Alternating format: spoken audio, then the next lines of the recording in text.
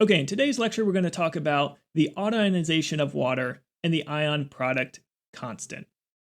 Now, in the previous lectures, we've talked about generally acids and bases, and we've seen how water is this amphiprotic compound where it can act as either an acid or a base.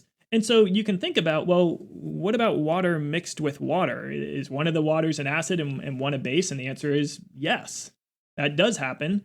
And you create these ionized products. So in pure water, there are still some water molecules.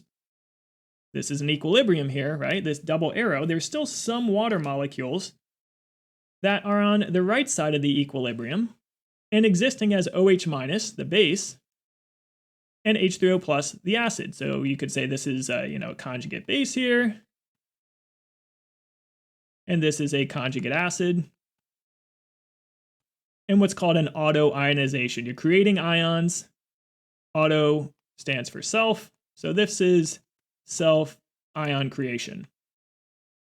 Right, so one water bumps into another water, right? This acid donates its H plus to here, creating H3O plus then. And so this acid creates this conjugate base, and this base creates this conjugate acid. Now, if you wanted to think about the Lewis structure of this process, you could have a water molecule with its two lone pairs. And this is getting added to another water molecule, of course, with its two lone pairs. And we'll have this equilibrium set up. And you can donate an H plus, so you can take away this H and move it over to here. And in doing so, you'd create this molecule.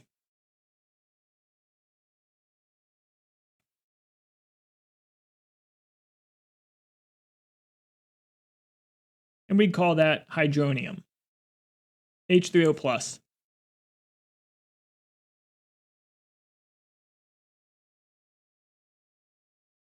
Now you've removed this H from here, H plus, which means the electrons have stayed, and you've created this Lewis structure as a result.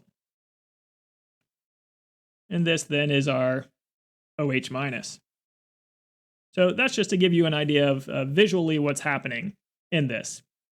Now, let's think about, since we've just covered equilibrium not too long ago, how you might write an equilibrium expression like Kc for the autoionization of water.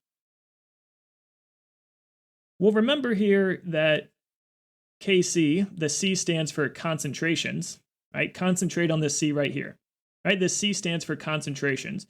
And these Kc's are always concentration of products over concentration of reactants, raised to the stoichiometric powers, A and B or whatever they are. So let's think about the autoionization of water. Well, we were just showing it on screen here. Water plus water makes OH minus and H3O plus. We'll also recall that these Kc's, right, only include gases and aqueous. We don't include liquids or solids. And so looking at products, those are both aqueous, so we'll include those. Over reactants, those are both liquids, we won't include those. That means here it's the concentration of H3O plus times the concentration of OH minus, our products, raised to their stoichiometric coefficients of 1. So we don't need to write the ones there or here. Over reactants, but the reactants are liquid, so that's all it is. So that's our Kc here for the autoionization of water. A quick exercise just to make sure we haven't forgotten about how to write these equilibrium expressions. Now, a follow-up question, when you think about water, right, what do you think the size of Kc is going to be? Okay, is Kc going to be much greater than 1 or much less than 1?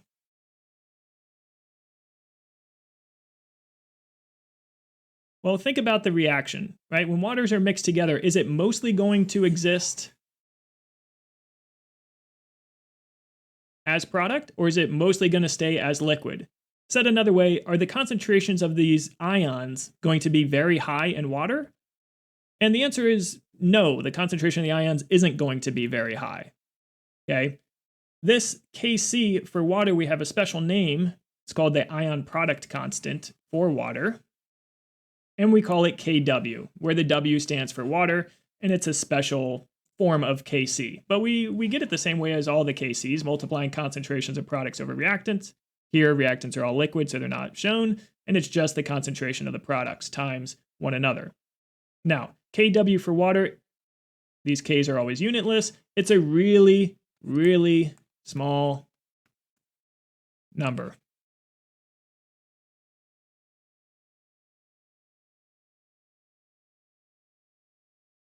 Suggesting that there's not very much H plus and OH minus around. It exists mostly as that neutral liquid water. Now, I will say this Kw value, there are a few things I really think are a good idea in terms of just numbers to memorize in chemistry, and this is one of them. So I would memorize this if you want to be a decent chemist, or just scientist in general. In the same way, you will eventually memorize the gas constant 8.314 joules per mole Kelvin, or Kelvin is 273.15 above Celsius, these sorts of things. This is a good one also to memorize. Now, let's think about a follow-up question here. For the autoionization of water, okay, is the autoionization of water endothermic or exothermic? And this is going to go back to our previous lectures. I'll give you a hint here in terms of Le Chatelier's principle. So use that to try to answer and think about if the autoionization of water is endothermic or exothermic. So feel free to pause the video here if you want to try it yourself. Otherwise, I'll go on and solve it.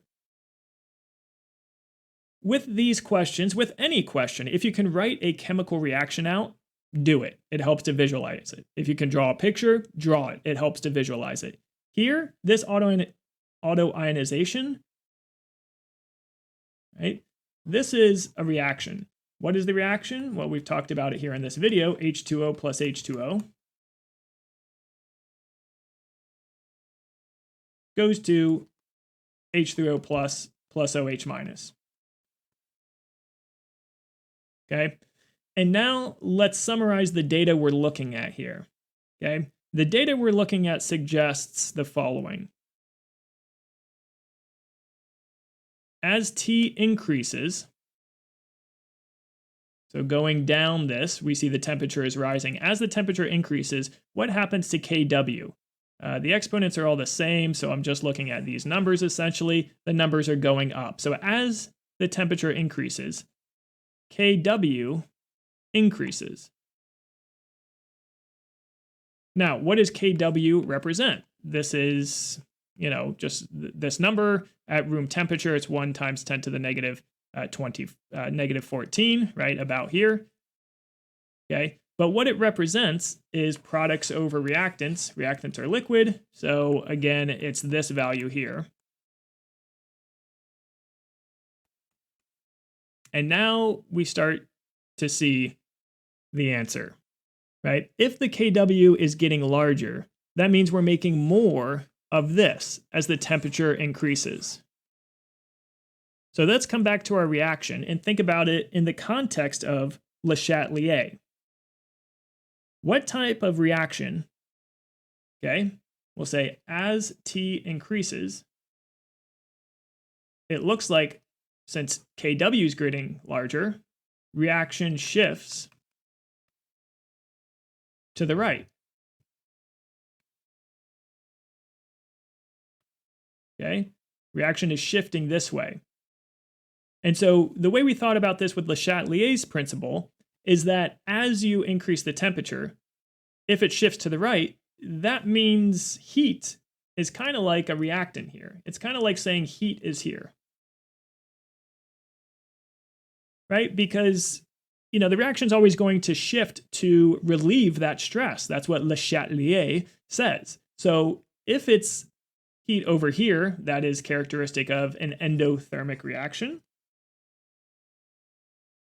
And so as we increase the temperature and add heat, the reaction shifts to the right. And that shift to the right is borne out by, as heat is added, and we're increasing the temperature, Kw is getting larger, right? The amount of products are getting larger because as we're adding heat, the reaction keeps shifting to the right and making more and more products. So the answer here for this one would be endothermic. And I think this question summarizes a lot of the current video here on the autoionization of water and the water dissociation constant, but builds on this concept of equilibrium and Le Chatelier's principle that we covered in the previous lectures. So with that, we'll end this video here. Next time, we'll expand this and start looking at the pH scale and strong acids and strong bases. So that'll do it for this video. See you next time.